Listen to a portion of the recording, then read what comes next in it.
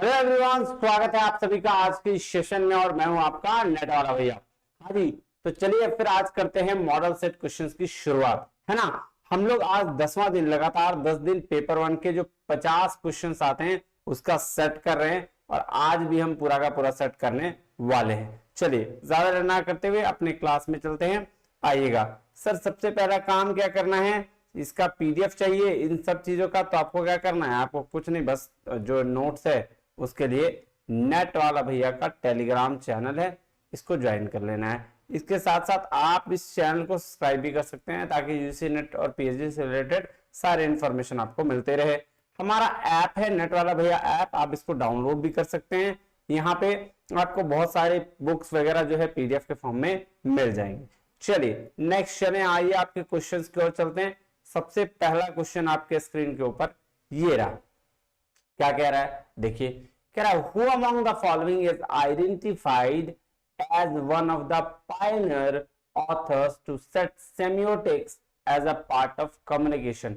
तो किस ऑथर ने बात करी थी सेमियोटिक ट्रेडिशन की कम्युनिकेशन के पार्ट की, तो वो जो है वो है जॉन लॉक। जॉन लॉक जो है 19वीं सदी में इन्होंने बहुत बात किया था। उसके बाद रिचार्ड एगडन ने इस पर बहुत बात किया है। तो पहला अभी वाले जो कौन है सर, जॉन लॉक। इसमें किसके नाम दिया गया है, जॉन लॉक। रिचार्ड एगडन रहते तो वो भी इसका आंसर हो सकता था। चलिए दूसरा क्वेश्चन को जानने की कोशिश करते हैं। क्या है, द इंडियन कम्युनिकेशन कॉन्सेप्ट। कह रहा है इंडिया का कम्युनिकेशन कॉन्सेप्ट है based on centrality of dash human interactions. तो किस चीज पर बेस होगा, इंडियन का कम्युनिकेशन कॉन्सेप्ट बेस है लैंग्वेज पर। अगर आप लैंग्वेज को केंद्रित करके कोई भी काम करेंगे, ह्यूमन के साथ इंटरेक्शन करेंगे तो वो बहुत अच्छा होगा। जैसे अगर मान लो मैं पंजाबी जानता हूं, आप इंग्लिश पता है आपको, तो पंजाबी और इंग्लिश में कोई लैंग्वेज का बैरियर आ जाएगा। लेकिन अगर आपके सामने ऑडियंस पंजाबी वाले हैं और आप जानते भी पंजाबी हैं तो दिक्कत कहीं भी बात नहीं आएगी। सो सेंट्रलिटी क्या होना चाहिए, लैंग्वेज। क्या होगा, लैंग्वेज, है ना। चलिए क्वेश्चन नंबर थर्ड की ओर आते हैं। क्वेश्चन नंबर थर्ड आपके स्क्रीन के ऊपर ये रहा। आइए क्या कह रहा है, द स्टडी ऑफ कॉन्सेप्ट और connection with time as a part of human communication is non.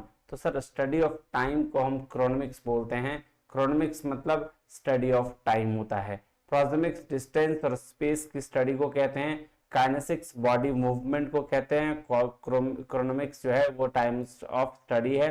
और हैप्टिक्स है रिएक्शन टू टच, कि कैसे कोई इंसान टच करने के बाद रिएक्ट करता है, उसको बोलते हैं हैप्टिक। ठीक है, तो यहां स्टडी ऑफ टाइम पूछा इसलिए क्रोनोमिक्स से आपका आंसर होगा।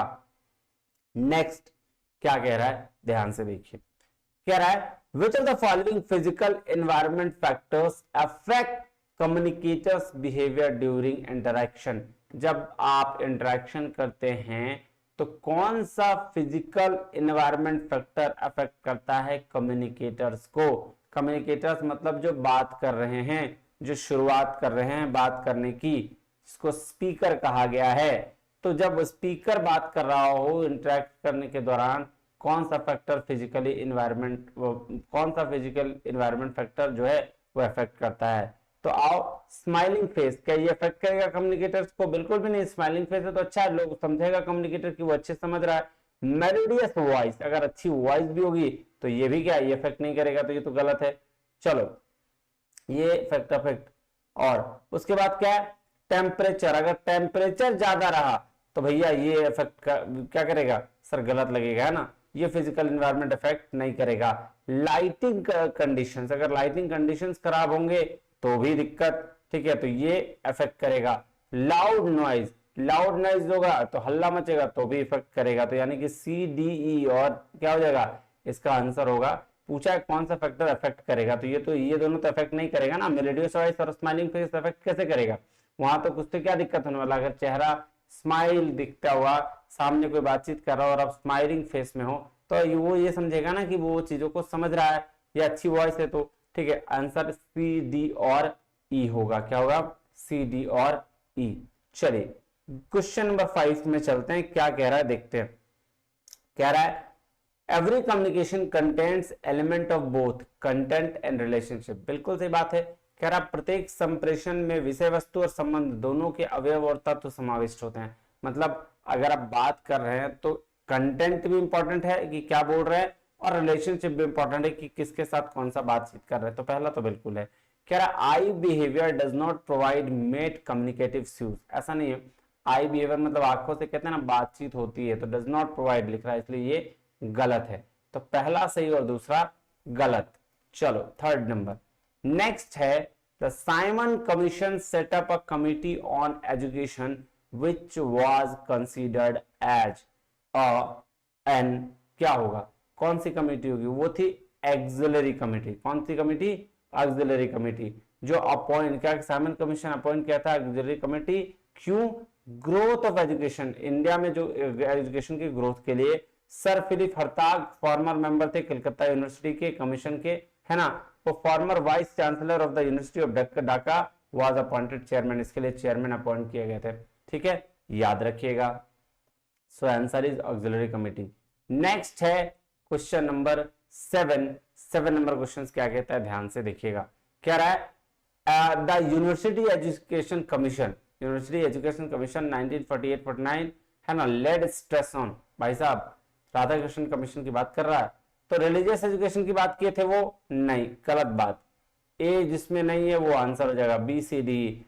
हाँ, करिकुलम चेंजेस की बात हुई थी, वुमेन एजुकेशन की बात हुई थी, रूरल यूनिवर्सिटीज को अच्छी करने की बात हुई थी, एग्जामिनेशन रिफॉर्म्स की बात हुई थी, बी सी डी ई ये चारों बात हुई थी, लेकिन रिलीजियस एजुकेशन की कोई बात वैसी इसमें नहीं हुई थी। चलो क्वेश्चन नंबर 8 पे आ जाएं। सर बिल्कुल आ जाइए, कोई दिक्कत नहीं सर। क्वेश्चन नंबर 8 क्या कह रहा है, the National Education Policy 2020 foresees a wide use of disruptive technology in the higher education system. तो बिल्कुल सही बात है, राष्ट्रीय शिक्षा नीति में उच्चतर शिक्षा प्रणाली में विघटनकारी प्रौद्योगिकी के व्यापक प्रयोग का पूर्वानुमान लगाया गया है। बिल्कुल सही बात है ना। बहुत सारे टेक्नोलॉजी जो डिसरप्ट करेगी, जो क्या बोलते हैं वाइड रेंज में अवेलेबल होगी, उसका यहाँ पे बात किया गया है। कह रहा है दूसरा, the National education technology forum NETF is expected to prepare a roadmap for integrating the disruptive technology into education system। तो एनईटीएफ को दिए रिस्पॉन्सिबिलिटी दी गई कि भैया एक रोड मैप तैयार करे कि डिसरप्टिव टेक्नोलॉजी को एजुकेशन सिस्टम में कैसे इंटीग्रेट किया जाए। तो ये दोनों का दोनों स्टेटमेंट क्या है, बिल्कुल सही बात है। नेक्स्ट चले, आ जाओ। क्या रहा था, UN agency that took initiative for introduction of environmental education was, sir उसके लिए यूनेस्को ने इनिशिएटिव लिया है, United Nation Educational Scientific and Cultural Organisation, UNESCO ने इसके लिए इनिशिएटिव लिया है। ठीक है, चलो क्वेश्चन नंबर आते हैं आप 10 में। क्वेश्चन नंबर 10 क्या है भाई साहब, देखें, आ जाओ। ये दिया है ऑथर और उसके ट्रीटीज के नाम दिया। ठीक है सर, पाणिनि जो है वो क्या है, सर पाणिनि जो है वो वाक्य पाद्य है ना, उसके लिए है, क्या है, वाक्य पाद्य, ए का थर्ड। भर्तहरि जो है अष्टाध्यायी के लिए है, कनाद जो है वो आपका महाभाष्य है, और पतंजलि जो है सूत्रार्थ के लिए, ए का थर्ड, बी का फोर्थ, सी का 2, डी का 1, यानी कि थर्ड नंबर। ठीक है, चलो आ जाओ, अब देख लो 11 नंबर क्वेश्चंस। देखो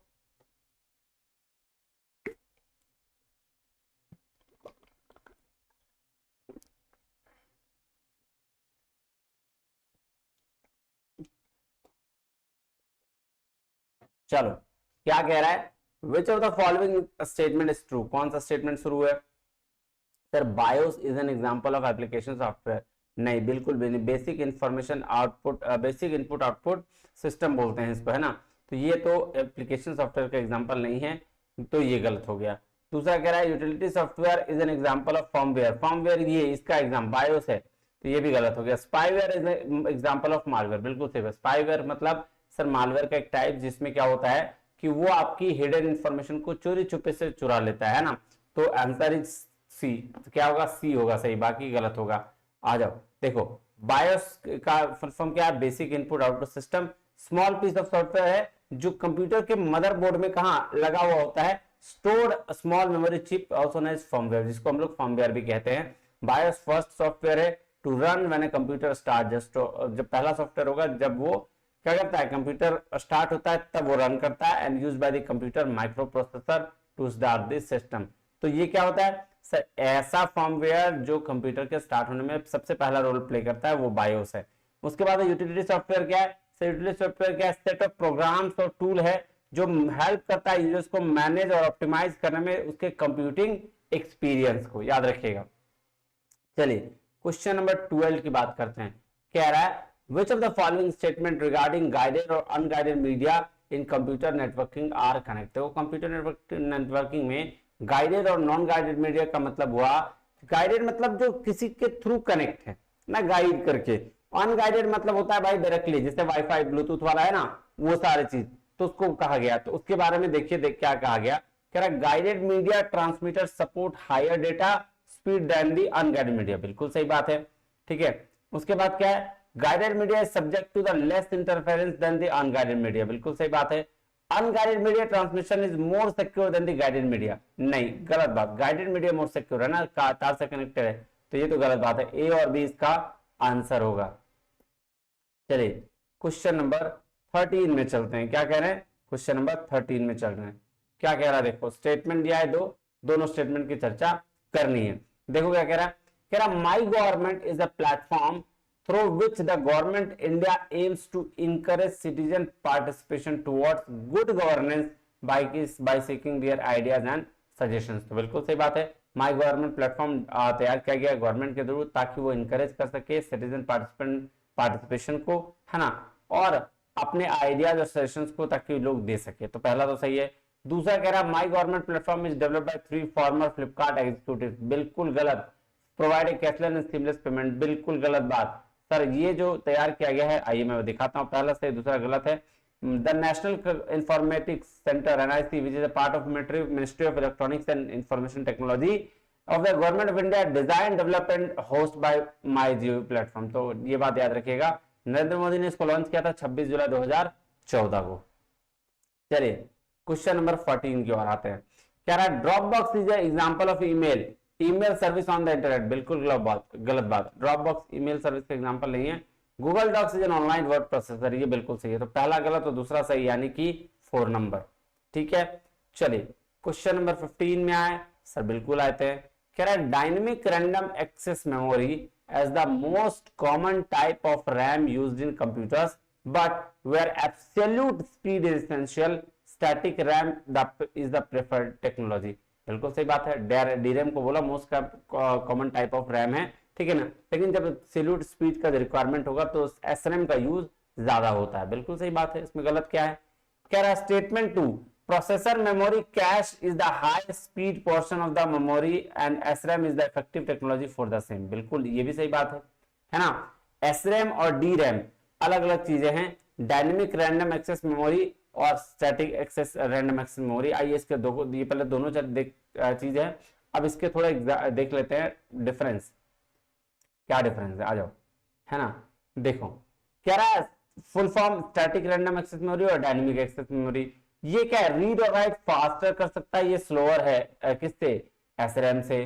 स्टोरेज कंपोनेंट है transistor to store single bit of information, और ये सेपरेट कैपेसिटर होता है हर बिट ऑफ डेटा को क्या करने के लिए, स्टोर करने के लिए।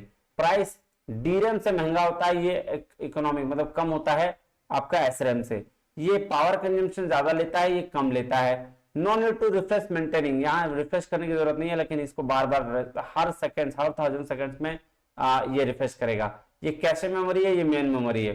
ये कॉम्प्लेक्स होता है, ये सिंपल देन एसरैम होता है। ये लेस डेंसिटी होती है, ये हाई डेंसिटी होती है। और ये स्टोर कर सकता है मैनी बिट्स पर चिप, ये कैन स्टोर मैनी बिट्स पर चिप, कैन नॉट स्टोर, ये स्टोर नहीं कर सकता है, याद रखिएगा। चलिए क्वेश्चन नंबर 16 पे आते हैं। क्या कह रहा है क्वेश्चन नंबर 16, चलें सर, बिल्कुल चलिए, आइए क्या कह रहा है देखते हैं।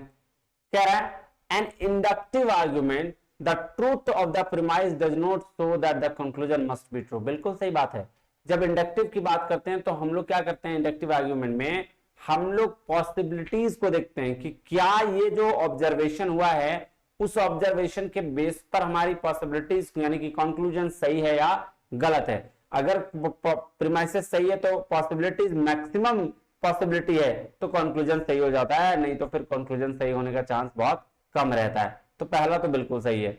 दूसरा क्या कह रहा है, if something has repeatedly happened in the past make it highly probable that same thing will happen again in future in the same circumstance but does not ensure it। देखो ये बात बिल्कुल सही कहा, इसी का एक्सप्लेनेशन है, इंडक्टिव का ही एक्सप्लेनेशन ये बताया कि मान लेते हैं कोई काम जो हम कर रहे हैं वो रिपीटेडली किए जा रहे हो रहा है, ठीक है। अब वो काम करने के बाद कुछ दिन बाद भी हम करेंगे ना, तो उस सर्कमस्टांसेस में वही चीज होगा, है ना, लेकिन इसका इंश्योरिटी नहीं दे सकते कि वो काम उसी वजह से हुआ है। एग्जाम्पल देता हूं, जैसे अब एक क्रिकेट प्लेयर है, वो पिछले 6 महीने से ये ऑब्जर्व कर रहा है कि जब भी वो स्ट्रेट में छक्का मारता है आउट हो जाता है, ठीक है। तो ये ऑब्जर्वेशन 100% सही है, पॉसिबिलिटी भी मैक्सिमम चांस है, ठीक है, लेकिन वो इंश्योर नहीं कर सकता कि इसी वजह से वो आउट हो जाता है, ठीक है। इसको बोलते हैं पॉसिबिलिटी, और पॉसिबिलिटी का केस जहां गया वो इंडक्टिव बताता है, यानी कि ए और आर दोनों सही है और वो करेक्टली एक्सप्लेन कर रहा है, ठीक है। क्वेश्चन नंबर 17 में आते हैं, कह रहा है people which fallacy is committed in the following statement, कौन सा fallacy होगा, इनफॉर्मल fallacy का बात कर रहा है।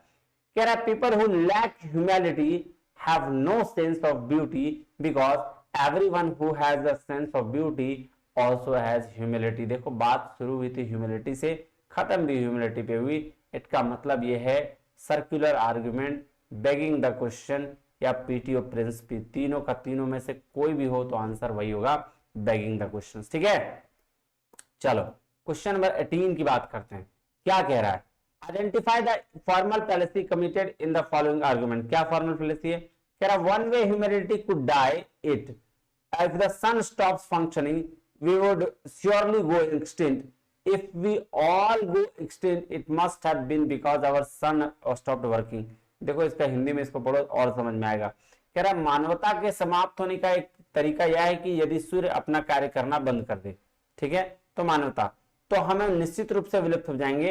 यदि हम विलुप्त हो जाते हैं तो इसका कारण हमारे सूर्य ने कार्य करना बंद कर दिया है। इसको बोलते हैं अफर्मिंग द कंसिक्वेंट, है ना, कंसिक्वेंट के हिसाब से हम अपना अफर्मेशन दे रहे हैं, तो इसको बोलते हैं अफर्मिंग द कंसिक्वेंट। नेक्स्ट है क्वेश्चन नंबर 19, क्या कह रहा है क्वेश्चन नंबर 19, आइए देखते हैं। गिवन टू स्टेटमेंट है, एक असर्शन है, एक लेवल दिया हुआ है ना, उसका रीजन। अब आ जाओ क्या कह रहा है, according to the classical Indian school of logic Nyaya of the argument sound is eternal because it is audible is a fallacious. तो ये फैलेसी है, ठीक है, बिल्कुल सही बात है। In the argument sound is eternal because it is audible, the middle term is too wide, नहीं मिडिल टर्म, ये इसको असाधारण फैलेसी बोलते हैं ना, असाधारण फैलेसी। और ये क्या है सर, ये टू नैरो होता है। तो पहला तो सही, दूसरा गलत है, first is correct, second is not correct, है ना। असाधारण फैलेसी है ये, इसका मिडिल टर्म क्या है, बहुत नैरो है। अब देखो नेक्स्ट, कह रहा है the statement no professors are materialistic is given as true then the which of the following statement could be inferred to be false. ये वाला है ना, ऑल, नो, सम नॉट। अगर इसको ट्रू बोल दिया तो ट्रूथ तो हमेशा डाउनवर्ड जाता है, तो पूछा क्या है कि भैया ट्रू कौन सा होगा, ये ट्रू है तो ट्रू सम नॉट का केस होगा। सम नॉट का केस कौन सा है, some professors are not materialistic, answer third है ना। चलो क्लियर है, तो यहां तक तो कोई दिक्कत वाली बात नहीं होनी चाहिए। चलो नेक्स्ट आइए सर, कह रहा है difference between the compound interest and the simple interest on 10,000 for 3 years per annum क्या होगा। भाई साहब सिंपल बात है, चलो पहले हम ऐसा ही निकाल लेते हैं, PRT बाई 100, 10,000 और का 30%, यानी कि कितना, 3,000 रुपया, ठीक है। अब आ जाओ ऐसा ही निकालते हैं, तो इसके लिए क्या निकालना पड़ेगा हमको, पहले सर हम पहले प्रिंसिपल लेते हैं। प्रिंसिपल अगर 10,000 है तो पहला फर्स्ट ईयर में कितना परसेंट दे रहा है, 10%, है ना, तो 10% का कितना, 1,000, तो 11,000 हो गया।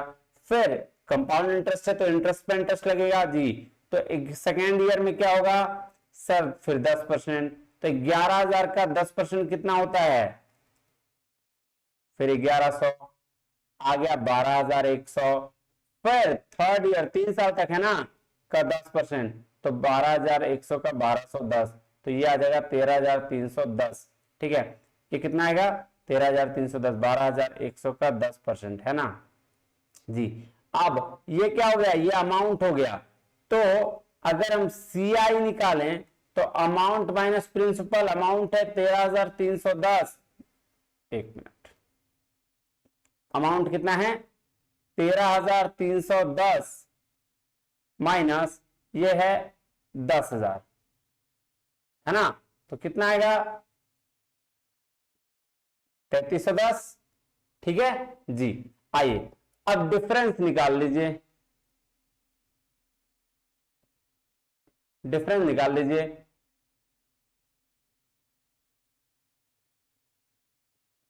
3,310 में 3,000 गया, कितना आएगा 310 रुपया आ गया, और यही 310 रुपया क्या होगा आंसर होगा। क्लियर है बात, कोई दिक्कत परेशानी तकलीफ नहीं सर।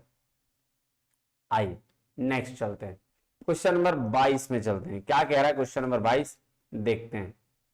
कह रहा है in a factory average of salary of the employees is 7,000। तो एवरेज सैलरी जितना भी एम्प्लॉय होगा उसका एवरेज सैलरी कितना है 7,000 है।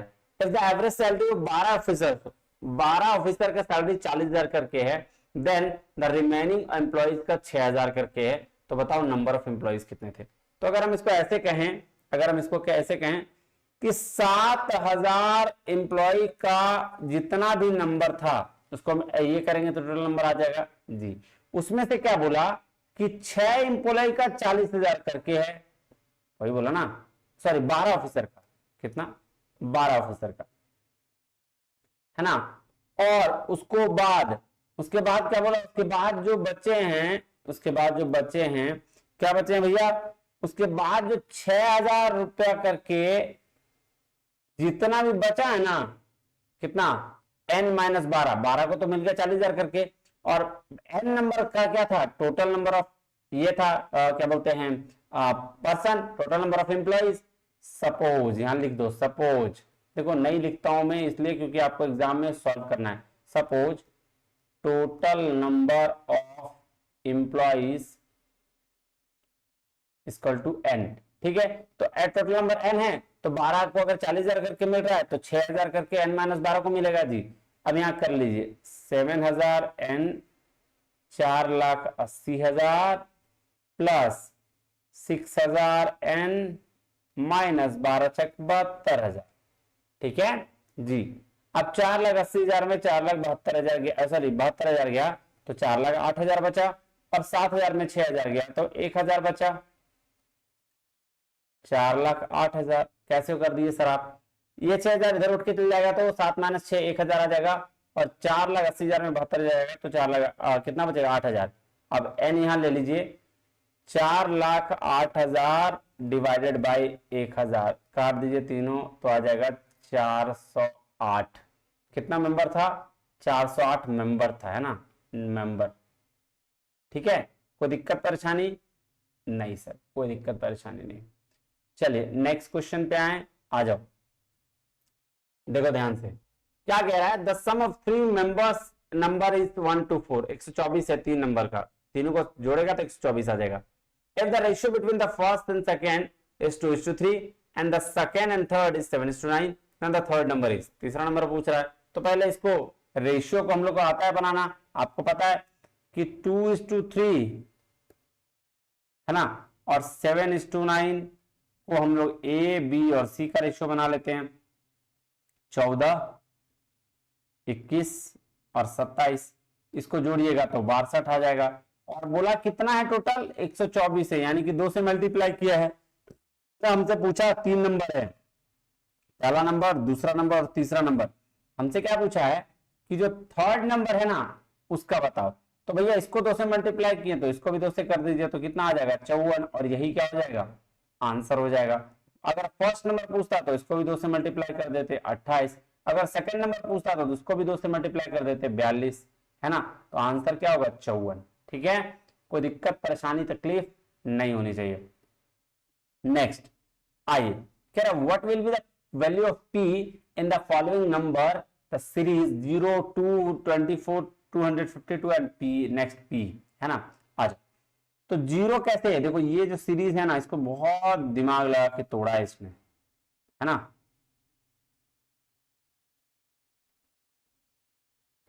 नेक्स्ट p, ठीक है। कोई दिक्कत परेशानी तकलीफ यहां तक हो रहा है क्या? नहीं सर। अब देखो क्या किया इसने, 1 का स्क्वायर -1 कितना आएगा 0, 2 का स्क्वायर सॉरी 1 का 1 होगा, ठीक है, 2 का स्क्वायर -2 यानी कितना हो गया 2, 3 का क्यूब -3 27 -3 3 3 9 27 -3 यानी कि 24, फिर 4 का पावर 4 -4 4 चौक 16 चौक 64 चौके 256 -4 इक्वल टू 252। इसके बाद है 5 का 5, क्या होगा 5 का 5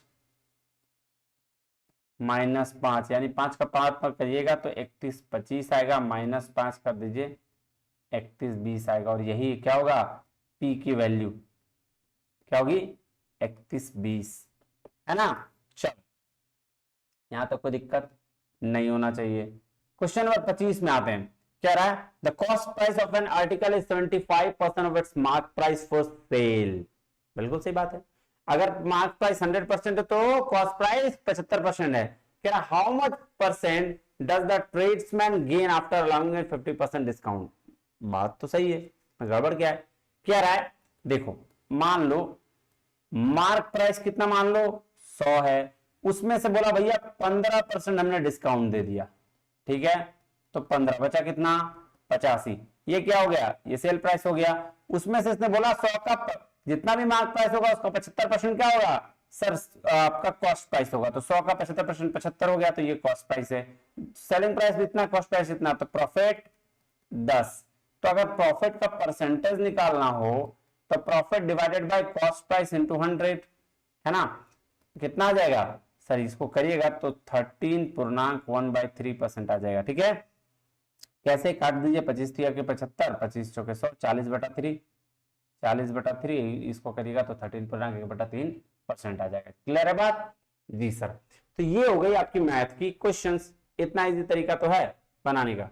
चलो अब देखते हैं DI, डेटा आई है ना। नेक्स्ट आ जाओ, DI क्या है, कह रहा following table shows the percentage of distribution of total population in 6 cities. 6 cities में टोटल पॉपुलेशन बता रहा है, और उसके बाद बोल रहा है कि एडल्ट पॉपुलेशन उसमें से कितना है वो भी बता दे रहे हैं हम, ठीक है। एक ही डेटा दिया हुआ है, क्या डेटा दिया हुआ है कि बताया गया पॉपुलेशन ऑफ सिटी ए का है 2,57,400। क्या बोला कि पॉपुलेशन जो है सिटी ए का 2,57,400, मतलब 23.4 के बराबर 2,57,400 ये बता दिया उसने, ठीक। अब निकाल लेंगे जी सर। अगर हम बोलते हैं 23.4% बराबर 2,57,400, तो 1% बराबर 2,57,400 डिवाइडेड बाय 23.4 इंटू 100 कर देंगे। नहीं सॉरी 100 नहीं, अभी तो 1% का बात है ना, जब 100% का बात होगा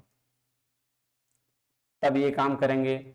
2,57,400 डिवाइडेड बाय 234 यानी 23.4 इंटू 100, ठीक है। अब देखो एक 0 है तो एक 0 और डाल दो, ठीक है, और इसको काटो, ठीक है। कैसे काटोगे, कितना आएगा सर, ये आ जाएगा आपका 11, कितना आ जाएगा 11, कैसे आ जाएगा 234 और फिर ये देखो 2340 और फिर 234 आ जाएगा 2574 11, तो 100% बराबर कितना हो गया 11 लाख। तो अब निकल गई क्या टोटल वैल्यू, 100% ऑफ डिस्ट्रीब्यूशन कितना हो गया सर 11 लाख हो गया इसकी वैल्यू, है ना, टोटल की, ये टोटल की वैल्यू कितनी हो गई 11 लाख, याद रखना। अब बनाते हैं क्वेश्चन, बड़ा बढ़िया तरीके से बनेगा क्वेश्चन, कहीं नहीं बनेगा भाई। चलो the adult population of city C, तो सर एडल्ट पॉपुलेशन मतलब सिटी सी, मतलब इसका निकालना पड़ेगा जी, निकालते हैं। क्या है एडल्ट सिटी सी का, तो सबसे पहले क्या करेंगे हम, क्या निकालना है सिटी सी ना, आ जाओ, तो हम 11 लाख लेंगे टोटल, है ना, का 8.4% करेंगे, का 73% करेंगे, ठीक है।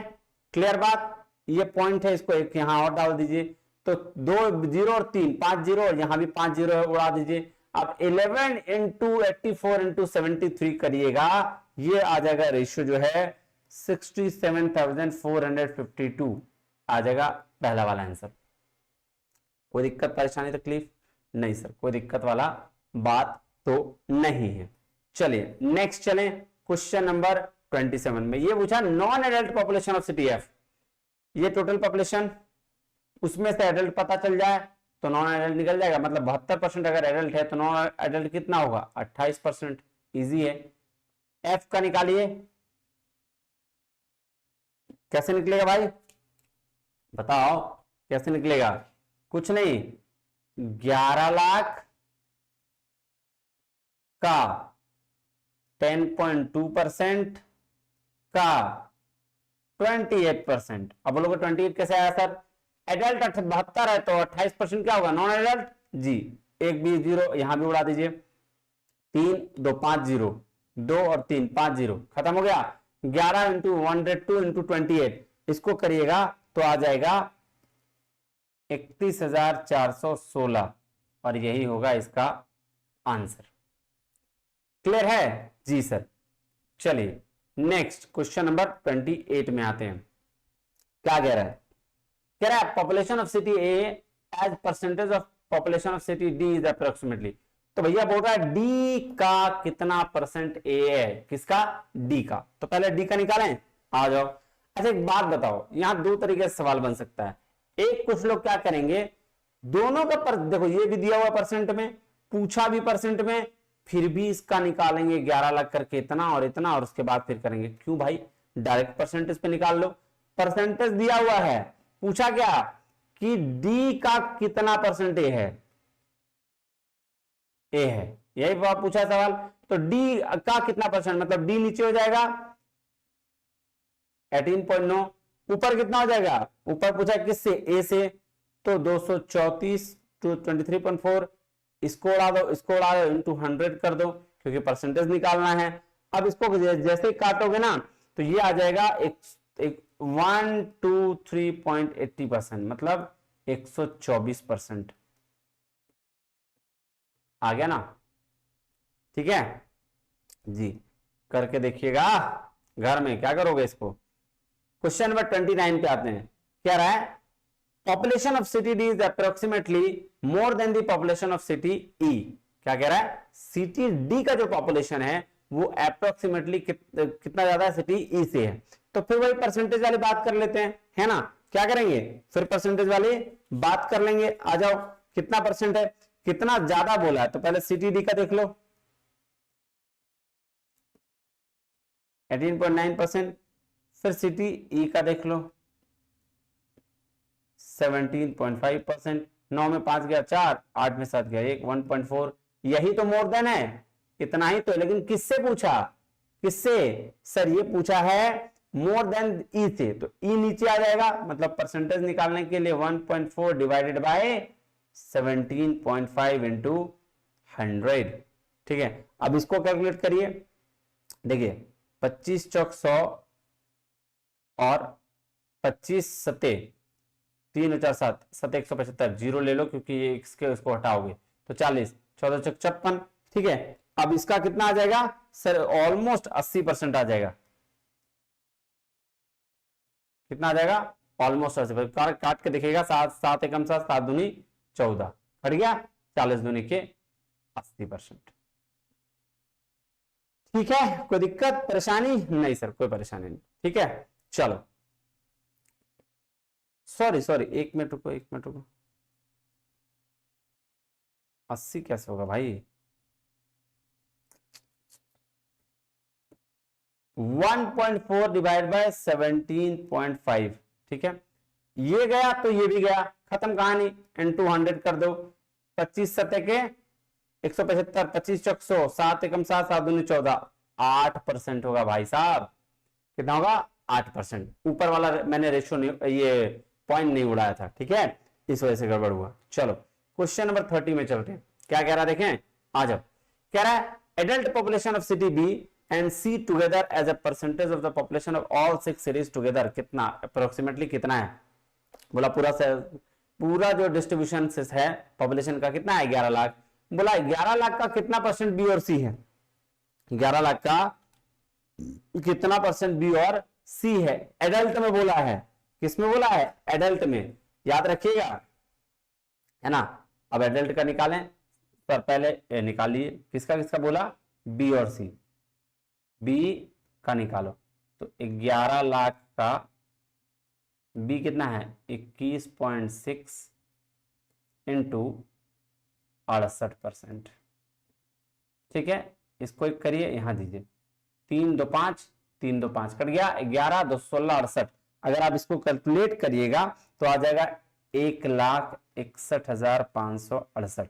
फिर निकालिए सी का, सी कितना 11 लाख, है ना, और का 8.4% का 73%, ठीक है। फिर एक जीरो है तो उसके बाद पॉइंट इसको 0, 3 2 5, 3 2 5 गया, 11 इंटू 84 इंटू 73, अगर आप इन तीनों को मल्टीप्लाई करिएगा तो ये आ जाएगा 67,452,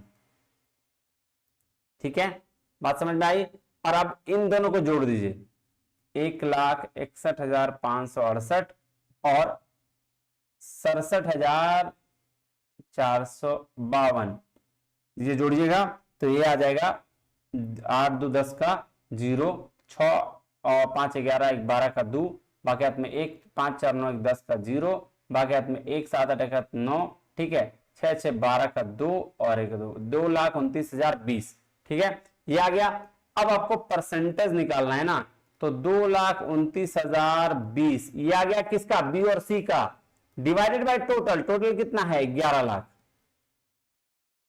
है ना, कितना 11 लाख। अब देखो यहां कैलकुलेशन कैसे भी देख सकते हो, देखो क्या कितना कितना है 18 21 25 27, देखो 18% तो होगा ना, उससे ज्यादा है क्योंकि 11 दूनी 22 ऑलरेडी आ चुका है, 20% प्लस है, प्लस कितना है 29,000 है, यानी कि 11 दूनी 22, यानी कि 1% के बाद या आपका और बात बढ़ सकता है, तो 11 इसीलिए कितना परसेंट हो जाएगा 20 पॉइंट कुछ परसेंट होगा इसका 82%, तो ये कितना आ जाएगा 21% के आसपास,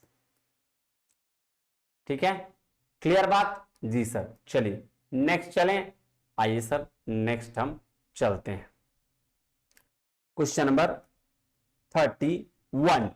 क्वेश्चन नंबर 31 क्या कह रहा है, mister Johnson wants to create a mind map, है ना, मिस्टर जॉनसन जो है एक माइंड मैप क्रिएट करना चाहते हैं फॉर हिज स्टूडेंट्स, अपने स्टूडेंट्स के लिए, to help them understand the concept of photosynthesis, किसके लिए भाई, कॉन्सेप्ट समझाने के लिए, कि एक जॉनसन मिस्टर जॉनसन है वो चाहते हैं कि एक माइंड मैप क्रिएट करें स्टूडेंट के दिमाग में, वो समझाने के लिए फोटोसिंथेसिस को, किसको, फोटोसिंथेसिस को।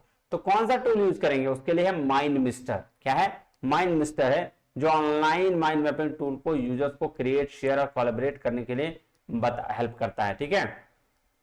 चलिए तो नेक्स्ट है, नेक्स्ट क्वेश्चन क्या कह रहा है, which element of cooperative learning talks about sink and swim together। देखो सिंक एंड स्विम जो मेथड है वो यूज किया गया है पॉजिटिव इंटरडिपेंडेंस के लिए। पॉजिटिव इंटरडिपेंडेंस क्यों है भाई साहब, क्योंकि ये कोऑपरेटिव लर्निंग में यूज किया जाता है। क्या क्या है देखो, कह रहा है phrase think and swim together is used to cooperative learning to describe the idea that student success is dependent on the success of their peers।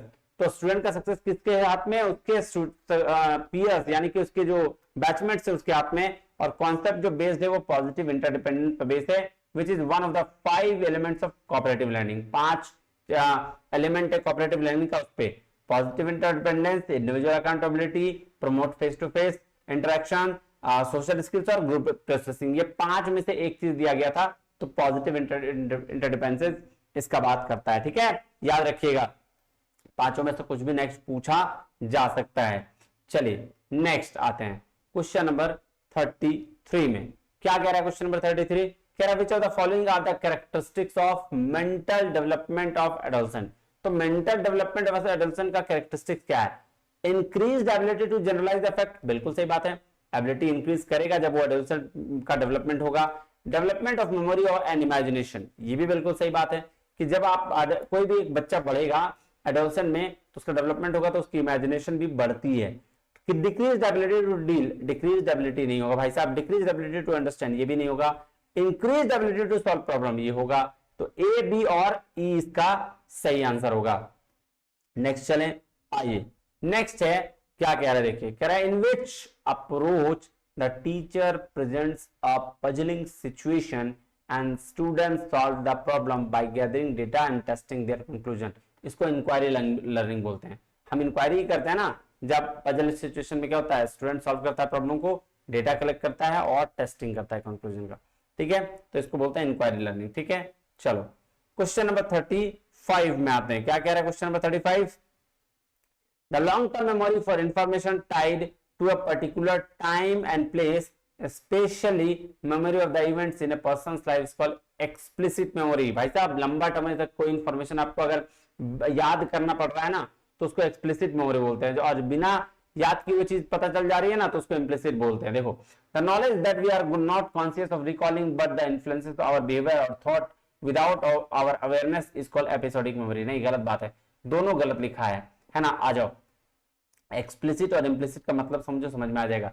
Explicit memory वो मेमोरी होता है जब आपको कुछ सोचने के बाद चीजें याद आती है, और इम्प्लिसिट मेमोरी वो मेमोरी होती है जब आप सोचते नहीं है, अचानक से कुछ याद आ जाता है, वो वाला मेमोरी, ठीक है, अनकॉन्शियसली और एफर्टलेसली, है ना, याद रखिएगा इस चीज को, वेरी वेरी इंपॉर्टेंट है, ठीक है। चलिए नेक्स्ट है क्वेश्चन नंबर 36। क्वेश्चन नंबर 36 पढ़िए, एक मिनट पानी पीता हूं।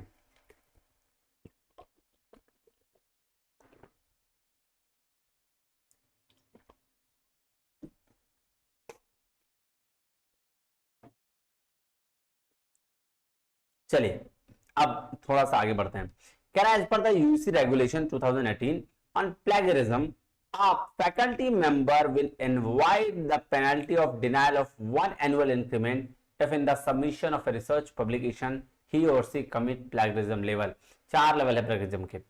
0 लेवल पे तो भैया 10% तक प्लेगरिज्म में चलता है, वहां कोई भी डिफॉल्ट नहीं पकड़ा जाता है। लेवल 1 है 10 से ऊपर 40 से नीचे। लेवल 3 है, सॉरी लेवल 2 है जहां पे आप 40% से 60% के बीच में पकड़े जाते हैं, और वहीं पे लेवल 2 में ही 1 साल का इंक्रीमेंट आपका डिनाइल हो जाता है, रिजेक्शन मिल जाता है कि भैया 1 साल तक आप किसी को पीएचडी नहीं करा सकते हैं, या फिर 1 साल तक आपका डिवाइड कर दिया जाता है। तो ये है लेवल 2। लेवल 3 है अगर आपके पास 60% से भी ज्यादा है तो आपका रजिस्ट्रेशन ही कैंसिल हो जाएगा। क्या होगा? रजिस्ट्रेशन कैंसिल होगा। आओ देखो, 10% तक नो पेनल्टी, 0 लेवल। वह एक लेवल पे आ गए तो 10% से 40% तक। थीसिस में टाइम पीरियड जो है वो आपको दिया जाएगा 6 मंथ्स का, और 6 मंथ के अंदर आपको कर देना है, ठीक है। चलो, और एकेडमिक रिसर्च के लिए विड्रॉवल लिया जाएगा। लेवल 2 में पहुंच जाओगे 40 से 60% तक, 1 साल के लिए डिवाइड कर दिए जाओगे। और लेवल 3 में आप 60 से मोर हो जाते हो, यहां पे रजिस्ट्रेशन आपका कैंसल हो जाता है, याद रखिएगा। चलिए क्वेश्चन नंबर 37 में कह रहा student T test would useful in. भाई साहब स्टूडेंट टी टेस्ट कहां कहां यूजफुल है बताओ मुझे, आ जाओ देखते हैं।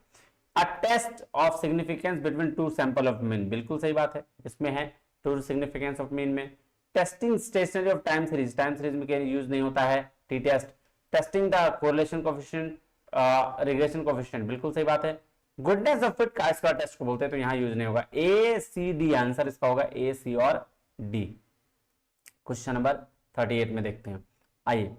कह रहा है क्वेश्चन नंबर 38 कह रहा है स्टेटमेंट 1 की जो डिपेंडेंट वेरिएबल है कैन बी डाइकोटोमस, बिल्कुल सही बात है।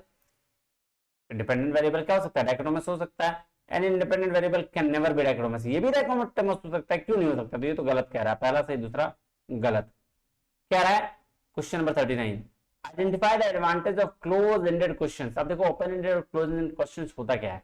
क्लोज एंडेड क्वेश्चंस वो क्वेश्चंस होते हैं जो लिमिटेड बात में होता है, मतलब आपके पास लिमिटेड क्वेश्चंस दे दिए जाएंगे और उसी में यस नो वाला ऑप्शंस देना है। लेकिन ओपन एंडेड क्वेश्चंस होता है जब रिस्पोंडेंट्स को अपने हिसाब से जवाब देना होता है, आप जिस हिसाब से चाहें जितना चाहें जवाब दे सकते हैं, है ना। लेकिन क्लोज एंडेड क्वेश्चंस में लिमिटेड क्वेश्चंस होते हैं, लिमिटेड क्वेश्चंस का लिमिटेड ऑप्शंस होता है और उसी ऑप्शंस के बेस पर आपको आंसर देना पड़ता है, ठीक है। चलो क्या कह रहा है, क्या एडवांटेज है ना, they allow unusual responses to be derived. नहीं, अनयूजुअल रिस्पॉन्स को नहीं वो देखते हैं क्योंकि ये है आपका ओपन एंडेड के लिए। It is easy to process their answer, बिल्कुल सही है, बिल्कुल सही है। They reduce the possibility of variability in the recording answer, ये भी बात बिल्कुल सही है, यानी कि बी और सी आंसर हो जाएगा इसका। क्वेश्चन नंबर 40 क्या कह रहा है, A researcher gives the following option to a respondent while asking a question during survey. बोल रहा है एक रिसर्चर जो है ये ऑप्शंस दे रहा है, identify the option which suffer from ambiguity, ambiguity से सफर कर सकता है, वेरी ऑफन, क्वाइट ऑफन और नॉट वेरी ऑफन, ये तो ठीक है, नॉट एट ऑल ये आपका एम्बिग्यूटी से सफर कर सकता है। क्या बोल रहा है, identify the option which suffer from ambiguity, तो ये तीनों कर सकता है, ये नहीं, नॉट एट ऑल दे दिया तो फिर सफर नहीं करेगा। एम्बिग्यूटी मतलब दो तरीके से है ना, पॉजिटिव भी नेगेटिव भी, दो एस्पेक्ट से देखना, तो ए बी और सी आंसर होगा। क्वेश्चन नंबर 41 में आते हैं, क्या कह रहा है, if global average warming is limited to 1 or 2 additional degree some regions will experience enhanced agricultural productivity. बिल्कुल सही बात है ना, कि कुछ औसत वैश्विक तापमान को 1 या 2 अतिरिक्त डिग्री तक सीमित किया जा सके तो कुछ क्षेत्रों में वर्धित कृषि उत्पादकता दिखाई देगी, मतलब ज्यादा कृषि होगा, है ना, अच्छा कृषि होगा। बियॉन्ड 2 डिग्री और 3 degree of the global average warming essential all impact become deleterious. तो ये भी बात बिल्कुल सही कह रहा है, दोनों का दोनों स्टेटमेंट सही है। Next, which of the following air pollutants has got a very strong affinity towards haemoglobin of the human blood. Sir carbon monoxide है जिसमें मानवीय रक्त के हीमोग्लोबिन से अत्यधिक सशक्त संबंधता है। क्वेश्चन नंबर 43 में आते हैं, क्या है देखते हैं, कह रहा है composting aerobic degradation of organic material of micro organism mainly under control conditions. तो ये बात बिल्कुल सही है, ठीक है, सूक्ष्म जीवियों द्वारा मुख्यतः नियंत्रित स्थितियों में जैविक सामग्री के वातापेक्षी अवक्रमण को कंपोस्टिंग कहते हैं। बोथ मैक्रो और micro organism play important role in composting process, micro और मैक्रो दोनों का रोल है कंपोस्टिंग प्रोसेस में, ये भी बात बिल्कुल सही है, तो पहला स्टेटमेंट बिल्कुल सही है। चलिए क्वेश्चन नंबर 44 में आते हैं, क्या कह रहा है 44 देखते हैं, यहां भी दो स्टेटमेंट है, कह रहा है toxins that are rather dilute in the environment can reach dangerous level inside cells and tissues through the process of bioaccumulation। सही बात है, ठीक है। तो दूसरा कह रहा है bioaccumulation occur when the toxic burden of a large number of organisms at lower trophic level is accumulated and concentrated by a predator in a high trophic level। तो ये तो बात गलत कह रहा है, याद रखिएगा, तो पहला सही दूसरा गलत है। पहला उसके बाद 45 नंबर क्या कह रहा है, which of the following statements are true about hardness in water, कौन सा सही है, क्या क्या है, it is caused by ions of calcium and magnesium, बिल्कुल सही। उसके बाद क्या, it is 2 types of temporary, temporary permanent नहीं, ऐसा कुछ होता है क्या, हाँ होता है, 2 टाइप्स का होता है, टेम्पररी एंड परमानेंट भी होता है, बिल्कुल सही। Permanent hardness can easily remove by heating the water, sir ये गलत बात है, नहीं होगा। Hardness cause scales in hot water pipe system, बिल्कुल सही बात है। Hardness decrease the soap consumption, increase कर देता है, तो ए बी और डी आंसर हो जाएगा। आ जाओ खत्म करें जी सर, लीजिए, तो ये हो गया आपका सारा 45 क्वेश्चन। इसमें मैं आपको जब नोट्स दूंगा तो उसमें एक आरसी भी डाल दूंगा, आप इसको जरूर बनाइएगा, ठीक है। चलिए फिर आज के लिए इतना ही, मिलते हैं अगले वीडियो में, तब तक के लिए बहुत बहुत धन्यवाद, थैंक यू वेरी मच, जय हिंद।